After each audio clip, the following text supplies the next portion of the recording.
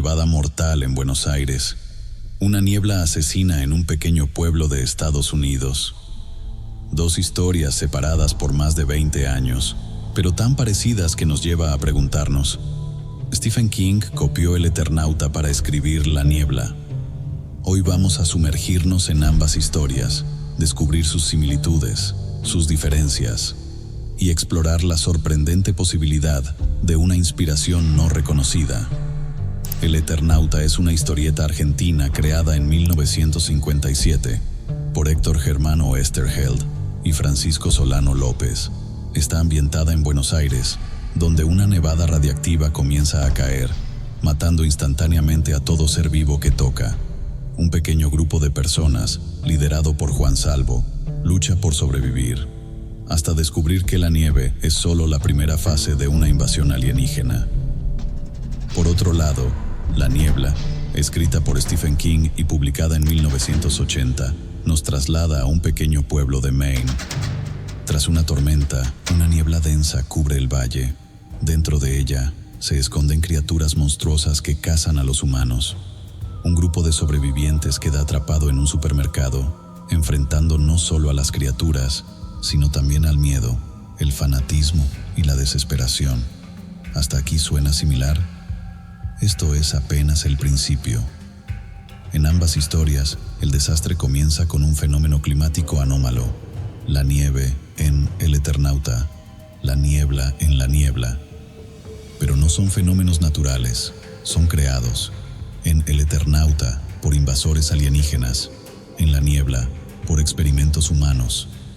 Ambos marcan el inicio de una catástrofe mucho mayor. Los protagonistas se ven obligados a refugiarse. En El Eternauta, Juan Salvo, su familia y amigos sellan su casa para evitar la nieve letal. En La Niebla, los sobrevivientes se atrincheran en un supermercado. El exterior se convierte en territorio prohibido. Salir significa morir. En El Eternauta, los verdaderos enemigos, ellos, casi nunca se muestran directamente. Manipulan otras razas para atacar. En La Niebla, aunque vemos criaturas grotescas, su origen extradimensional es incomprensible. En ambos casos, el miedo a lo invisible es la amenaza real. El encierro crea una nueva sociedad en miniatura. Surgen líderes, estallan conflictos, nacen fanatismos religiosos y actos de solidaridad extrema. En El Eternauta, los sobrevivientes organizan una resistencia militar. En La Niebla, el miedo lleva a algunos a formar una secta religiosa dentro del supermercado. Ni Juan Salvo, ni David Drayton son héroes tradicionales. Juan es un empleado de oficina, David, un artista gráfico. Son personas comunes, forzadas a enfrentar lo imposible. Ambos asumen el liderazgo, no por ambición, sino porque no queda otra opción. Toman decisiones durísimas, cargan con culpas y se enfrentan al juicio de los demás. La motivación más poderosa es la familia.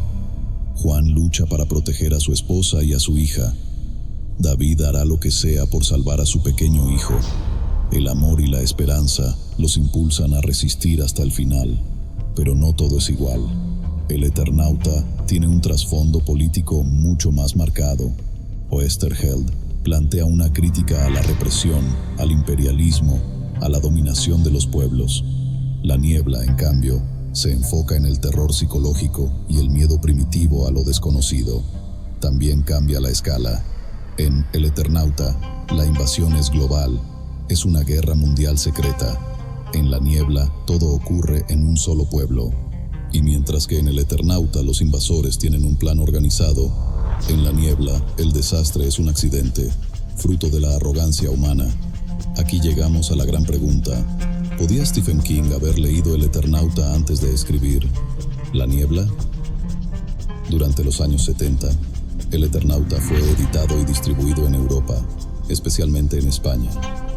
Stephen King, fanático lector de ciencia ficción, pudo haberlo encontrado en alguna antología o revista.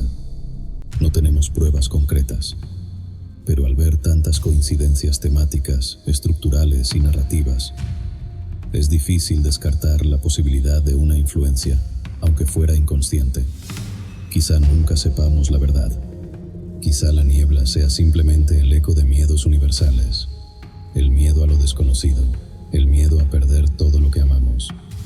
O quizá, El Eternauta, esa joya de la ciencia ficción latinoamericana, haya cruzado océanos silenciosamente e inspirado a uno de los más grandes narradores del terror moderno.